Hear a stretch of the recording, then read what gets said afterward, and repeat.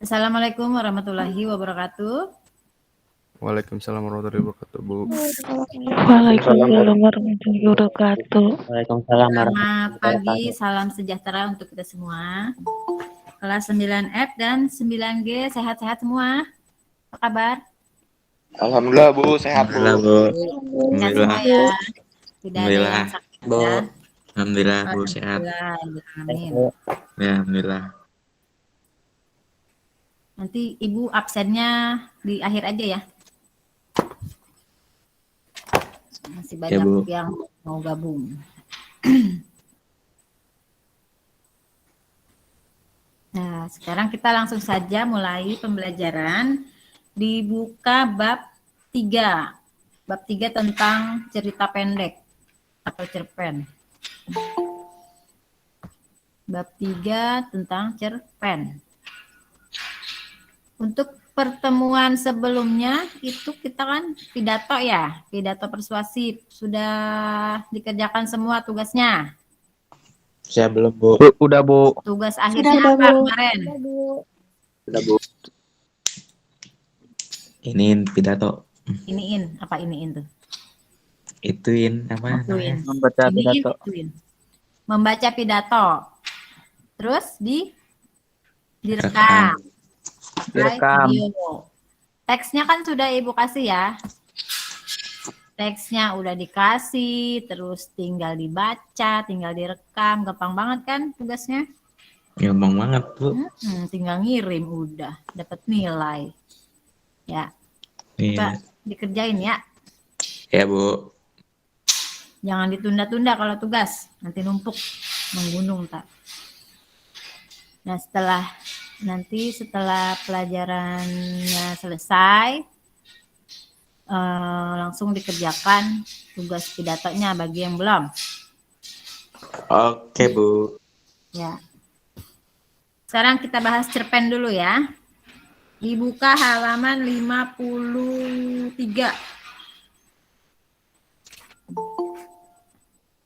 53 dibuka di buku paket. Dah?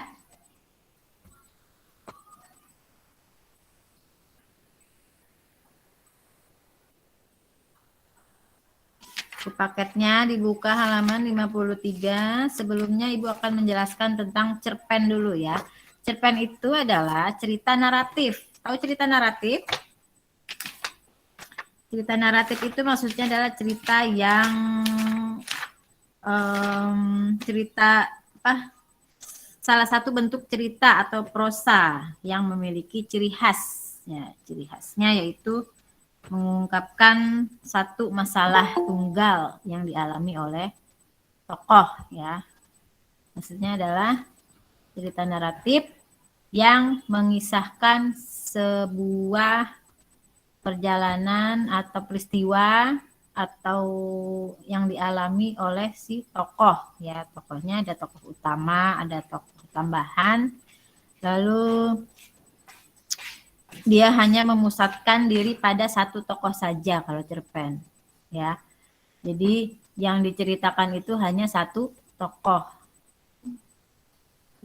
Hanya satu tokoh saja. Kalau tokohnya banyak itu namanya apa? Kan karya sastra itu kan ada cerpen, ada novel, ada roman, ada dongeng, atau ada fabel, ada segala jenis cerita naratif lainnya ya. Jadi tokohnya itu cuman satu, misalnya dia menceritakan si Kancil, berarti tokohnya cuman si Kancil dan tokoh yang lainnya hanya sebuah tokoh tambahan. Jadi tokoh utamanya adalah si Kancil. Ini Widi Septiana kenapa nih? Ya, Bu. Kenapa? Melambaikan tangan. Mau bertanya? Nah, di dalam cerpen, ya, kenapa? Salah pencet, Bu. Oh, salah pencet. Di dalam cerpen ada unsur-unsur yang harus kalian ketahui. Waktu kelas 7 kalian pernah belajar kan unsur intrinsik ya. unsur intrinsik yang membangun cerita, ya, membangun cerita dari dalam. Nah, di dalam cerpen itu ada yang namanya tema. Tahu tema? Tahu. Tahu, Bu. Tema dengan judul sama atau tidak? Beda. Bedanya apa? Beda, Bu. Hurufnya. Huruf. Astagfirullahaladzim. Aduh, ini gimana nih? Kok cuman hurufnya saja yang membedakan? Selain hurufnya apa sih? Selain hurufnya? Iya, tema TEMA, kalau judul JUDUL, gitu. Iya. Kalau tema itu bersifat umum. Misalnya temanya persahabatan. Nah, itu tema tuh persahabatan. Kalau judulnya apa? Misalnya judulnya Sahabatku yang Selalu Ceria. Nah, misalnya itu. Jadi judulnya bisa macam-macam, temanya satu, tapi judulnya bisa banyak gitu. Kurang lebih seperti itu ya. Terus ada yang namanya alur. Apa itu alur? Jalan cerita, Bu. Jalan cerita, pinter. Terus ada yang namanya latar. Apa itu latar? Tempat. Bisa Tempat, Bu. tempat, Waktu. bisa waktu. Terus satu lagi apa? Tempat. Tempat, waktu, dan suasana. Sana. Ya, Suasana, Bu. Terus ada tokoh atau penokohan ya. Pasti di dalam cerita itu ada yang namanya tokoh. Kalau nggak ada tokohnya apa yang diceritain? Ya, jadi ada si tokoh atau penokohan dan juga ada watak dari si tokoh tersebut. Wataknya misalnya sifatnya baik, atau baik itu kan umum ya. Kalau baik bisa apa? Bisa kayak Kayak saya, Bu. kayak saya. Kayak saya gimana tuh? Saya baik. Oh, baik. Baiknya gimana dulu? Baik itu kan banyak. Bisa suka menolong, rajin menabung, Saya. terus tidak sombong. Nah, itu baik. Terus ada juga wataknya yang misalnya perannya antagonis. Berarti apa tuh kalau antagonis? Jahat. Jahat. Tidak mendukung ya. Jadi peran Kayak si antagonis. Elsa, Bu. Kayak si Elsa. Oh, saya Iya. nonton sinetron juga ya. Elsa Frozen apa Elsa apa tuh? Itu Ikatan Cinta. Oh, Ikatan Cinta, ya Allah. Si Ahmadi. Pasti korban ini ya, korban emaknya ya. Emaknya suka nonton juga ya, jadi kamu ikutan nonton. Iya, Bu. Terus kalau si Elsa itu kan tokohnya apa? Antagonis. Iya. Dia sifatnya gimana? Wataknya? Jahat. Jahat. Jahatnya? Ya jahat aja. Oh, jahat aja. Enggak jahat banget. Enggak, jahat banget mah. Jahat banget mah mantan ya. Iya, aduh. Emang Ahmadi punya mantan? Enggak, Bu. Saya mah kan anak baik. Oh, anak baik. Iya. Kalau yang lain mah punya kali ya. Oke, lanjut. Setelah penokohan, apalagi? Kan tadi tema, alur, latar, tokoh. Terus apalagi?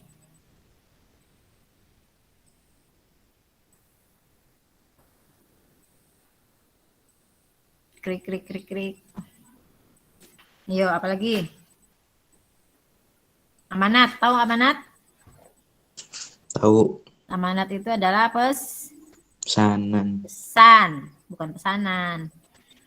Pesan yang disampaikan oleh penulis, ya, pesan yang disampaikan oleh penulis cerita.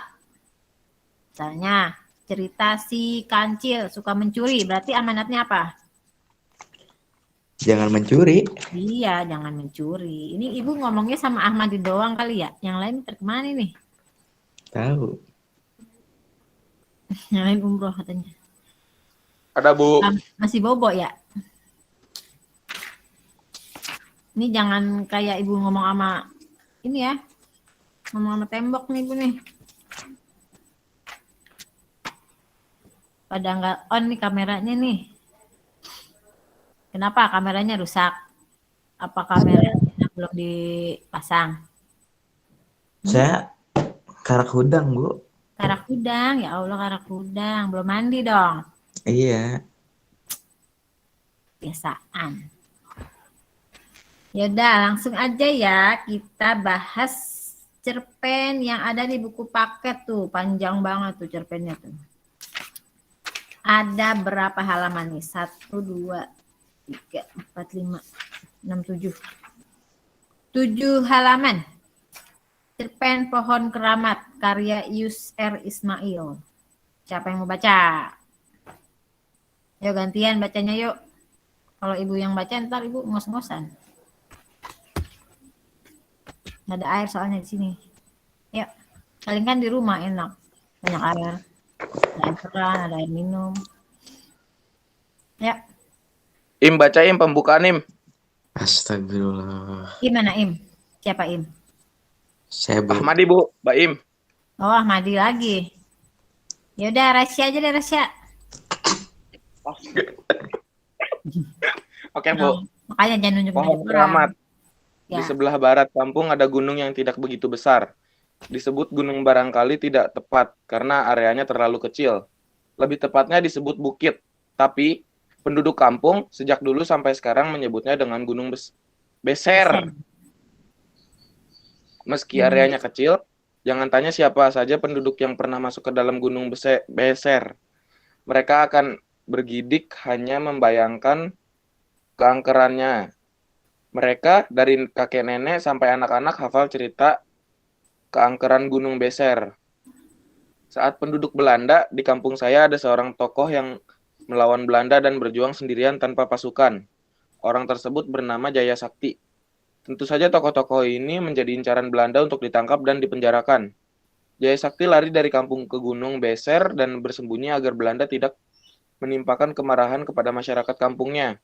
Bertahun-tahun pasukan Belanda dan centeng-centeng Demang mengepung Gunung Beser. Tetapi Jaya Sakti tidak pernah menyerah. Pasukan Belanda dengan dipandu centeng-centeng Demang pernah melacak Jaya Sakti ke dalam gunung, akan tetapi tidak ada seorang pun dari mereka yang selamat. Kata orang-orang pintar, Jaya Sakti bersemedi dan tubuhnya menjadi pohon harum yang baunya dibawa angin ke sekitar gunung.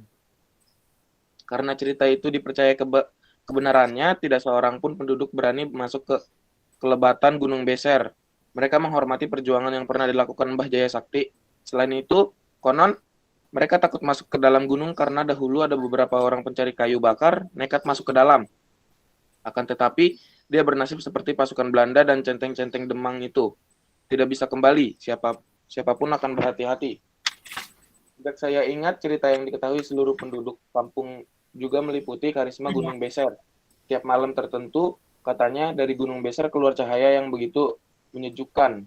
Hanya orang tertentu yang melihat cahaya itu. Konon, seorang dapat melihat cahaya itu dengan batinnya. Ia termasuk orang yang bijaksana dan tinggi ilmunya. Apabila ada seorang saja dari seluruh penduduk kampung yang bisa melihat cahaya itu, artinya Mbah Jaya Sakti. Begitu penduduk kampung menyebut penghuni Gunung Beser melindungi kampung. Akan tetapi, ada orang yang sembrono melanggar keheningan Gunung Beser. Mbah Jaya Sakti bisa marah. Jangankan menebang pohon tanpa izin, masuk saja ke dalam gunung akan kualat. Bisa-bisa dianggap mata-mata Belanda oleh Mbah Jaya Sakti. Itulah sebabnya penduduk kampung begitu takut mengganggu ketenangan Gunung Beser. Udah, Bu, gantian, Bu. Seret Ya, saya, Bu. silakan. Siapa yang mau gantian? Terima kasih Rasya ya. Ya, Bu. Udah Sama-sama, Bu. minum dulu, aus. Siapa? Nabila. Mana Nabila Salwa? Iya, Bu. Ya, silakan. Bagi saya, Gunung Beser menyimpan kenangan tersendiri. Sejak umur 5 tahun, saya sering tidur di rumah kakek. Setiap subuh, kakek membangunkan saya dan mengajak pergi ke masjid kecil di pinggir sawah. Saya yang kadang masih merasa ngantuk, begitu turun dari rumah selalu takjub melihat Gunung Beser. Berdiri kukuh, saya merasa kesegaran pagi, harum dedaunan dan bau tanah adalah bau khas Gunung Beser. Saya selalu berharap begitu turun dari rumah bisa melihat gunung itu bercahaya. Selesai sholat, kakek biasa mengontrol air sawah. Saya selalu menguntitnya dari belakang tanpa banyak bicara. Barangkali anak lain akan mengeluh karena air dan udara sawah dingin. Akan tetapi saya tidak. Saya menyukai kesegaran air dan udara itu. Tidak jarak, saya mandi di pancuran sawah. Dari pemetang yang lebar-lebar, saya menyaksikan bagaimana gunung besar yang seperti patung raksasa hitam itu lambat laun bercahaya tertimpa sinar matahari. Saya sering beranggapan bahwa cahaya itu bukan dari matahari, tetapi keluar dari hati saya sendiri setiap melihat dedaunan yang bergoyangan. Saya sering melamun melihat Jaya Sakti sholat di atas daun pisang. Bagi sawah-sawah di kampung saya, air tidak mesti diperebutkan. Gunung Beser memberikan air yang melimpah. Nama Gunung Beser sendiri berarti mengeluarkan air terus-terusan. Mata air berada di kaki gunung mengalir sungai yang lumayan besar. Sebagian air itu dialirkan ke kampung untuk memenuhi bak-bak mandi. Sisanya yang masih melimpah mengairi sawah dan kolam. Selain itu, masih banyak mata air kecil yang dipakai penduduk sebagai pancuran. Oleh karena itu, belum pernah ada berita para petani berkelahi karena berebut air. Kakek dan para petani lain juga sering mengontrol sawah pagi-pagi. Mereka bukan mengontrol takut sawah kekeringan, tetapi memeriksa kalau ada urugan kecil atau lubang-lubang yang dibuat ketam. Atau siapa tahu ada barang-barang yang menyerang kolam. Biasanya pemangsa ikan itu menyisakan kepala ikan di atas pematang. Bila hal itu terjadi, kemarahan para petani tidak akan terbendung lagi. Barang-barang itu akan diburu oleh orang sekampung. Saya Ya, beberapa selesai. Sudah capek? Gantian. ya, Bu. Siapa lagi ya? Dapat nilai plus nih. Saya, Bu. Nabila, terima kasih Nabila. Fatimah, ya Fatimah. Ya, Bu. Timah. Siapa? Fatimatul Zahra. Iya, Ya. Bu. Oke, silakan. Saya beberapa kali melihat para petani berburu berang-berang atau tikus. Mereka mengasapi seluruh lubang yang ditemui. Bila ada buruannya yang keluar, orang-orang mengejar sambil berteriak-teriak. Tentu pemukul tidak ketinggalan ikut beraksi. Sekali berburu, puluhan tikus atau berang-berang bisa didapatkan. Bila panen tiba, setiap petani yang punya sawah luas akan mengadakan syukuran. Para tetangga diundang. Ikan ditangkap atau ayam disembelih. Saya selalu senang. Selain sering dibawa kakek ke tempat syukuran, saya senang dengan hari-hari di sawah. Anak-anak seluruh kampung mengalihkan tempat bermain ke sawah. Ada yang membuat baling-baling, bermain musik dengan terompet-terompet kecil dari batang padi, atau berburu burung beker. Saya pernah mengikuti seluruh permainan itu. Saya bermain dengan anak dari kelompok mana saja. Setiap orang di kampung saling mengenal, termasuk anak-anak. Bagi anak-anak, sawah adalah tempat yang paling banyak memberi kenangan. Kami mandi sore di pancuran sawah. Setiap sore kecuali hari Jumat, anak-anak belajar mengaji di masjid. Kakek saya awalnya mengajar, tapi akhirnya diteruskan oleh Kang Hasim. Saya menjadi anak emas apabila Kang Hasim mengajar. Selain dari Kang Hasim, saya belajar mengaji dari kakek. Bagi saya, mengaji bukan hal baru. Sebelum sekolah, setiap malam kakek mengajar saya. Maka pelajaran yang diberikan Kang Hasim kepada anak-anak lain sering melupakan hal yang sudah saya hafal betul. Pulang dari mengontrol sawah, saya diajak kakek jalan-jalan ke pasar yang buka seminggu sekali. Kakek membeli berbagai keperluan sehari-hari dan saya selalu punya jajanan enak. Kalau tidak kue serabi, saya memilih kue pukis. Para pedagang itu memberikan sebungkus besar kue sebelum saya memilih. Saya merasa waktu itu kakek adalah orang yang dihormati oleh penduduk kampung. Siapapun akan mengangguk hormat apabila bertemu kakek. Di sawah saat mengontrol, air kakek menjadi tempat bertanya apabila ada masalah. Dan kakek adalah orang yang memutuskan apakah tikus atau berang-berang yang mulai merusak itu harus diburu segera atau tidak. Sering kakek juga diminta mengobati orang-orang yang sakit. Apalagi bila sakit itu karena makhluk halus yang main-main. Bila ada orang yang kesambat atau penghuni gunung besar, Mereka membawanya ke rumah kakek. Saya tidak tahu cara kakek mengobatinya. Mungkin beliau memakai doa-doa, tapi tidak jarang kakek malah membawa si sakit ke rumah Pak Mantri. Udah, Bu.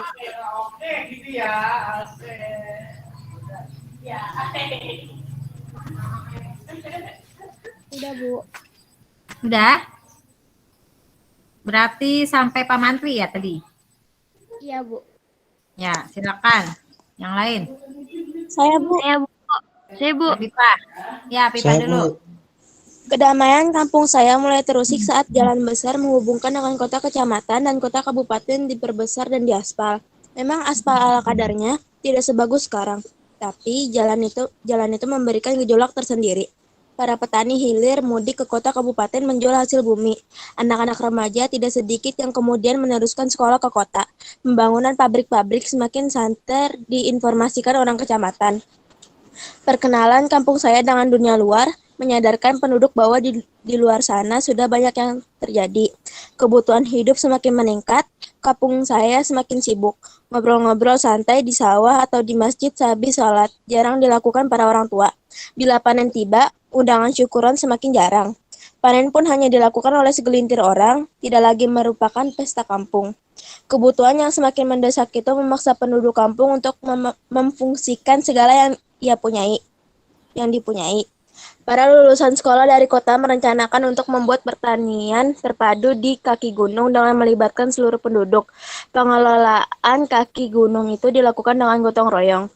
Pembangunan pabrik air mineral dan tekstil mulai dibuat orang kota. Saya waktu itu sudah meningkat remaja. Perselisihan antar penduduk mulai terasa ketika penggerak pembangunan yang merupakan lulusan sekolah dari kota itu merencanakan untuk membuka sebagian gunung beser untuk perluasan lahan pertanian dan kebutuhan pabrik. Banyak penduduk yang tidak setuju, akan tetapi tidak sedikit yang mendukungnya. Saat ini adalah waktunya untuk membangun demi kemajuan. Kita tidak akan pernah bisa maju apabila masih takut dengan hal-hal yang tidak masuk akal. Begitu diantaranya kata-kata yang biasa diucapkan para penggerak pembangunan dan orang kabupaten yang memperjuangkan perluasan pabrik. Apanya yang mesti ditakuti dari penghuni Gunung Beser? Mereka malah telah memberikan apa yang dipunyainya. Air yang melimpah, tanah yang subur, dan udara yang segar. Kita tidak bisa memanfaatkan kekayaan itu karena kita takut oleh hal-hal yang tidak perlu ditakutkan, kata mereka. Semakin banyak penduduk yang menghormati pembukaan Gunung Beser, sebagian yang masih menghormati karisma Gunung Beser, datang ke rumah kakek. Mereka meminta pendapat kakek. Saya tidak tahu apa yang kakek katakan sebelum mereka pulang. Besoknya wakil dari panitia pembangunan itu datang ke rumah kakek.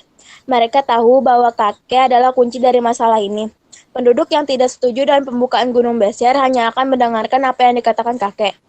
Saya tidak begitu jelas menangkap apa yang dibicarakan mereka, akan tetapi dari nada suara yang semakin meninggi, saya tahu bahwa mereka bersih tegang. Saya mengintip peristiwa itu dari bilik kamar. Saya bersiap meloncat seandainya mereka melakukan kekerasan terhadap kakek.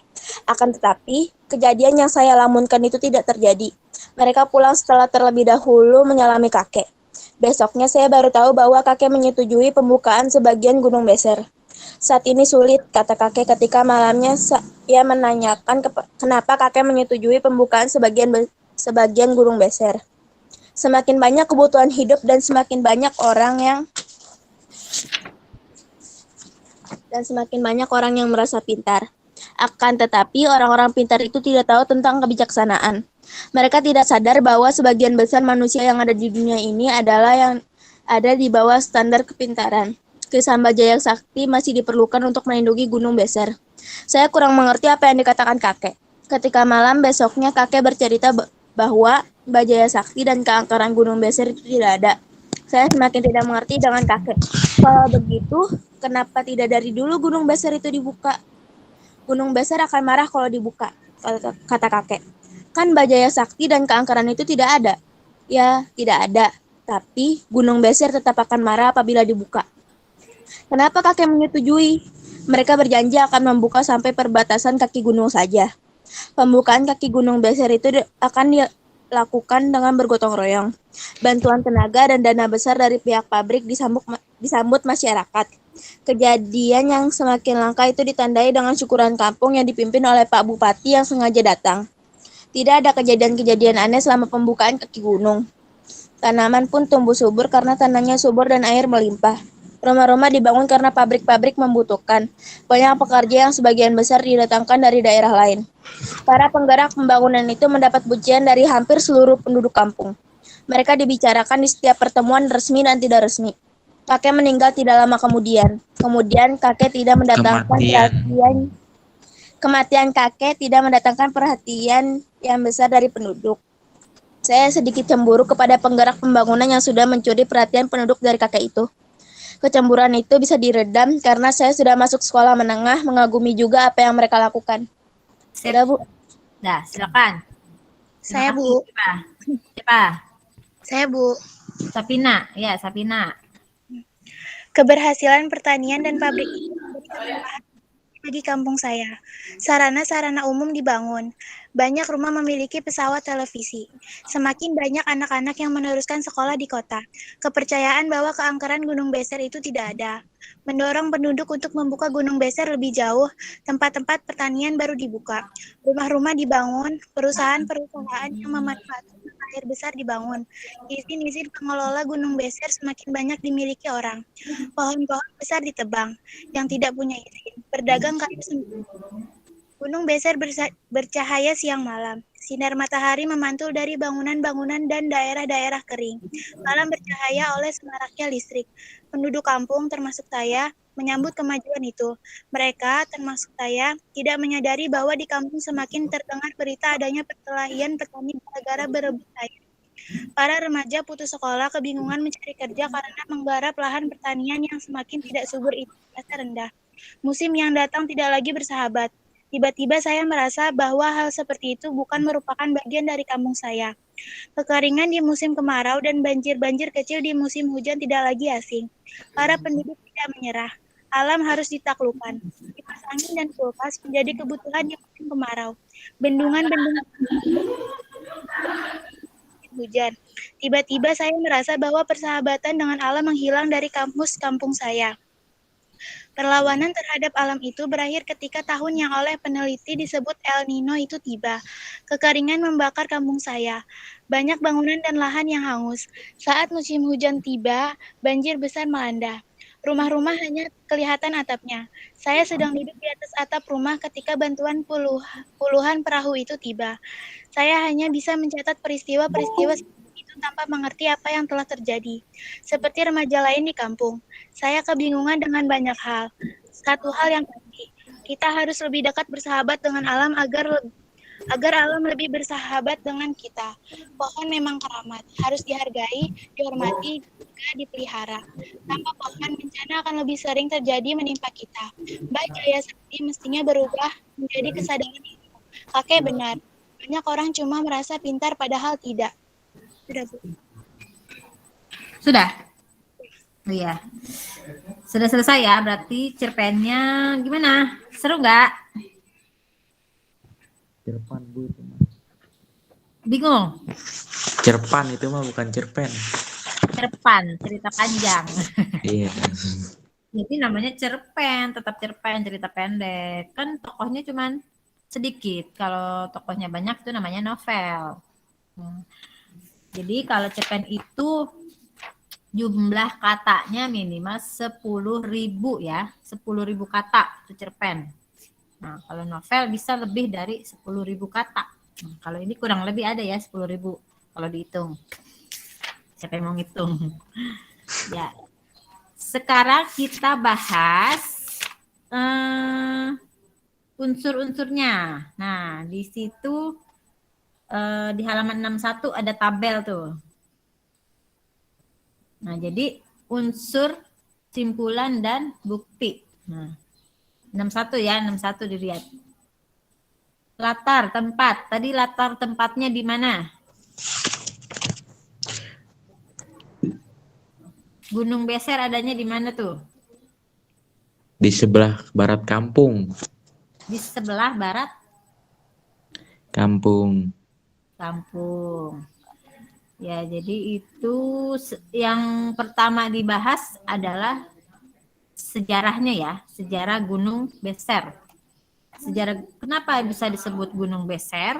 Kalau Beser itu kan kalau apa? Kencing-kencing aja, Bu. Buang air kecil terus, jadi disebutnya Beser gitu ya. Karena dia mengeluarkan banyak air nih pegunungannya nih.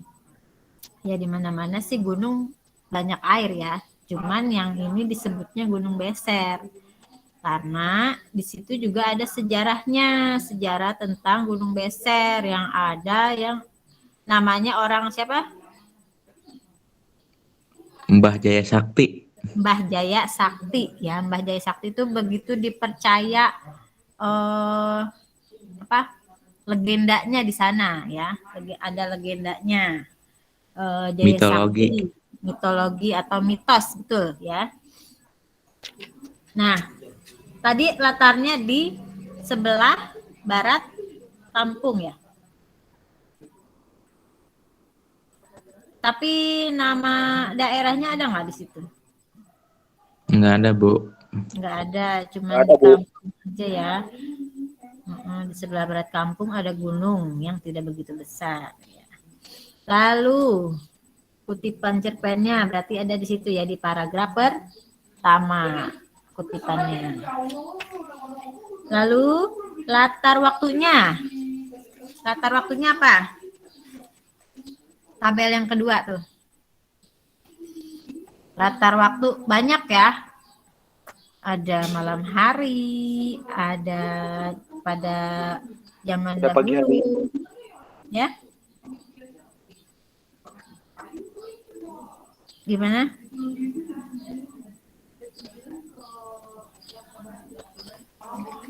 Ya, latar waktunya banyak ya. Ada malam, ada siang, ada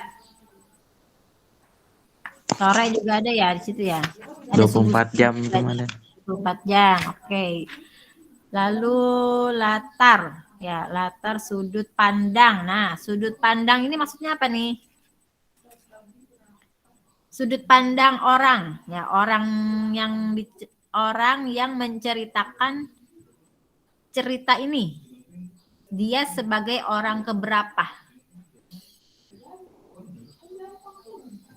Kan Kedua. ada orang pertama, ada orang ketiga yang menceritakan. Kalau orang pertama itu dia pakai kata ganti saya atau aku. Orang pertama, sudut pandang orang pertama. Kalau orang kedua, siapa orang kedua? Orang kedua itu kita yang membaca. Yang membaca cerita itu kita orang kedua nih. Terus orang ketiganya siapa? Orang ketiganya yang diceritakan di cerita itu. Misalnya yang diceritakan tadi si Mbah Jaya Sakti, berarti dia orang ketiga. Yang menceritakan adalah si cucunya si kakek itu siapa tuh? Si saya. Si saya. Nah, berarti orang pertama si saya. Nggak ada namanya kan di situ ya? Cuma cucunya si kakek aja. Ya, berarti sudut pandangnya menggunakan orang pertama.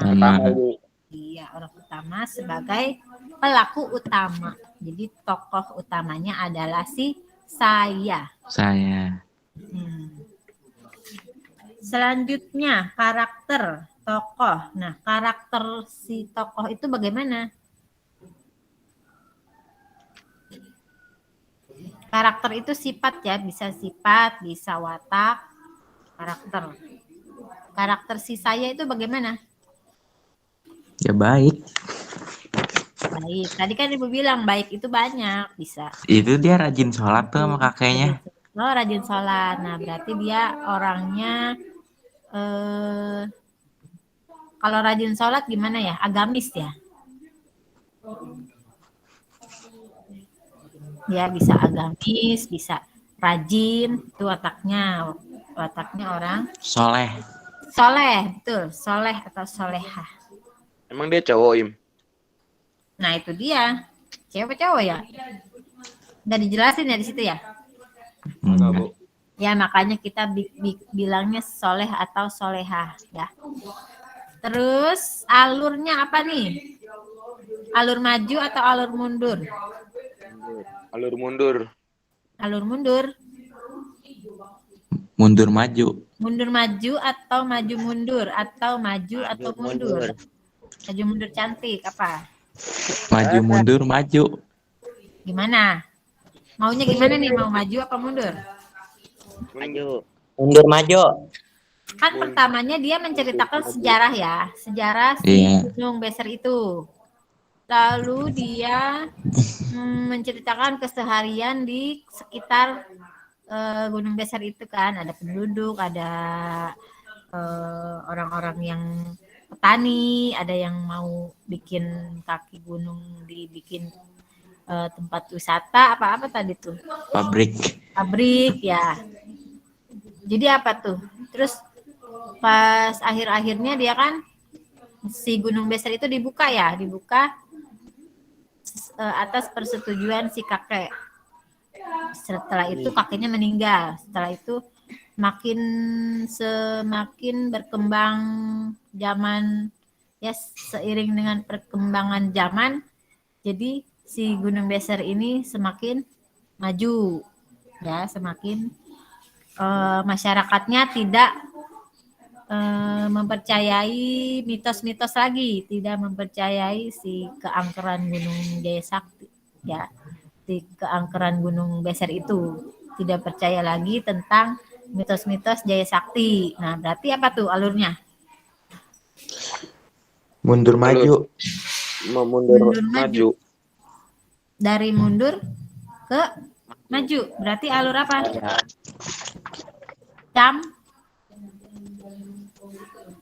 Alur apa, Im? Jawab, Im.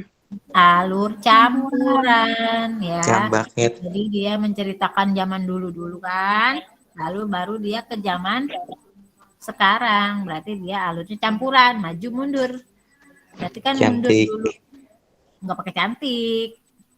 Kalau itu Syahrini dong. Nah, berarti kan dia menceritakan dari sejarahnya dulu, lalu ke zaman masa kini. Sekarang Jadi mundur maju ya alurnya. Mundur ke maju. berarti campuran. Itu alur ya. Nah, sekarang paham ya, itu tentang cerpen pohon keramat. Pohon keramat kan judulnya. Tapi nyeritain gunung. Tapi kok nyeritanya gunung ya? Kan Kocak. Mbak Jaya Saktinya jadi ini, Bu, jadi pohon harum, Bu, katanya. Oh iya benar. Dari Siapa yang Derajat. jawab? Saya, Bu, rahasia, Bu. Saya mah yang Rasya pintar, Bu. Dwiranda, ya. Saya Orang nyimak, Bu. pinter tuh. Ya pintar. Orang- Kan si Jaya Saktinya dipercayai dia Jadi gunung. betapa jadi pohon. di pohon ya. Betapa di Jadi- pohon, Medi, terus Bu, bermedi. pohonnya jadi harum ya. Jadi kepercayaan masyarakat Gunung Beser ya. Betul. Itu namanya pohon keramat. Jadi derajat, Ras. Jadi itulah perbedaan tema dengan judul. Nah, kalau judul bisa misalnya kalian menulis cerpen nih, nulis dulu cerpennya, tentukan temanya dulu. Nah, tadi temanya apa nih? Gunung Beser. Temanya Apa? Gunung Beser. Temanya Gunung Beser. Temanya misalnya pegunungan, bisa juga ya. Pegunungan, iya. Atau Pedesaan. pedesaan alam ya. Temanya alam lah istilahnya gitu ya. Lalu dia menceritakan sejarahnya, lalu perkembangan zamannya. Nah, jadi judulnya bisa ditentukan setelah cerita itu selesai. Ya. Judul itu bisa ditentukan setelah cerita itu selesai ditulis. Bukan kita nulis judul dulu baru kita nulis cerita. Jadi cerita dulu baru judul gitu. Oke, paham? Paham. Apakah judul cerpen menarik orang untuk membacanya? Nah, judul cerpen itu menarik tidak? Menarik, Bu. Menarik, Bu. Menarik ya. Apakah judul cerpen mencerminkan isi cerpen?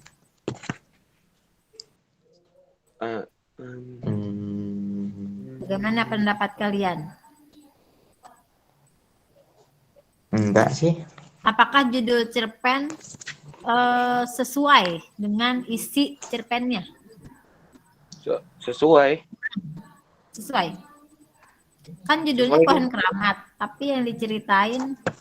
Tapi kan yang disebut pohon keramat ini cuma sekali doang. Iya, cuma sekali doang ya. Berarti kurang ya? Iya.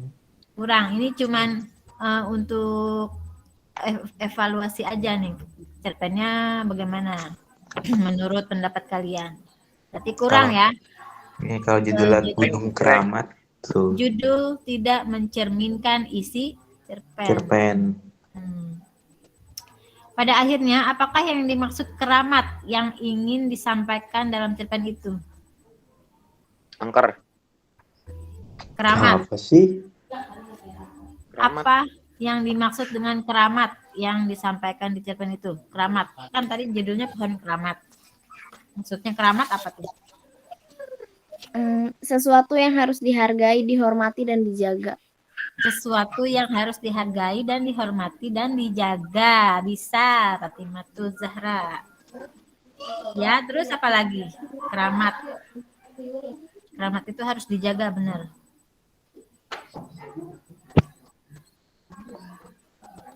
Terus tadi kan keramat itu bisa dikaitkan juga dengan si Jaya Sakti itu ya. Jaya Sakti yang dipercayai bahwa dia punya keistimewaan ya, punya keistimewaan kalau dia itu pohon yang dia biasa bersemedi itu bisa dijadikan hal yang keramat ya, hal yang dipercayai. Ya. Terus penceritaan cerpen atau sudut pandang atau point of view cerpen ini diceritakan berdasarkan teknik apa? Sudut pandangnya tadi. Teknik sudut pandang orang pertama. Betul, Rani Barokah. Ya, pintar. Jadi tadi sudut pandang orang pertama. Ceritakan kembali siapa tokoh-tokoh dalam cerpen Pohon Keramat. Si saya. Ya. Mbah Jaya Sakti. Mbah Jaya Sakti. Si kakek. Kakek. Tukang kue pukis, Bu. Sama kue serabi. Tukang kue serabi.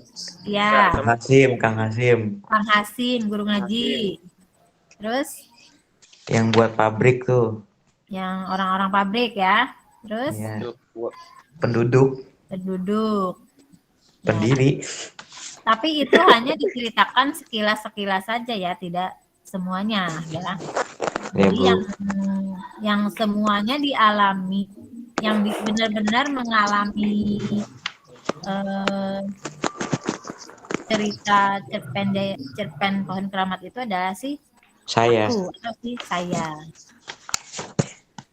Tadi ada yang nanya bahasa Indonesia sampai jam berapa? Sampai jam 8.50.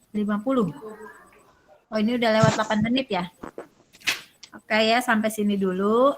Ada yang mau bertanya? Nggak ada, Bu. Nggak ada. Biasanya nggak ada. Jadi Ibu absen dulu ya. Ya. Ya, Bu. Terima kasih untuk kelas 9F dan 9G. Untuk tugas pidatonya dikerjakan dan dikirim segera. Iya, Bu. Itu nanti untuk pelatihan kalian ya. Nanti ujian prakteknya pidato. Ujian praktek di semester 2-nya pidato ya. Jadi kalian latihan dulu di tugasnya pidato. Lalu nanti di semester 2 atau menjelang kelulusan, menjelang ujian sekolah nanti bulan April kalian ada ujian praktek. Nah, jadi semua mata pelajaran ada prakteknya. Kalau bahasa Indonesia prakteknya pidato. Jadi kalian harus latihan dari sekarang ya. Iya, Bu. Ya, Bu. Ya, Bu. Ngerti ya. Tugas praktek jangan sampai kosong. Adha Ayu Lestari ada? Ada, Bu. Ya, kalau yang sudah dipanggil boleh keluar. Aldiansyah. Ada, Bu. Ada Alini. Alini Wulandari. Amalia Haq. Ada, Bu. Ada Ambarwati. Nggak ada. Angga Rustadi. Hadir, Bu. Attar Malik. Nggak ada. Ayu Felicia. Nggak ada. Eka Aditya. Fahri Ariza. Farhan. Fatimatul Zahra. Ada, Bu. Fitria. Fitria ada. Gilang Satria. Jessica Seren.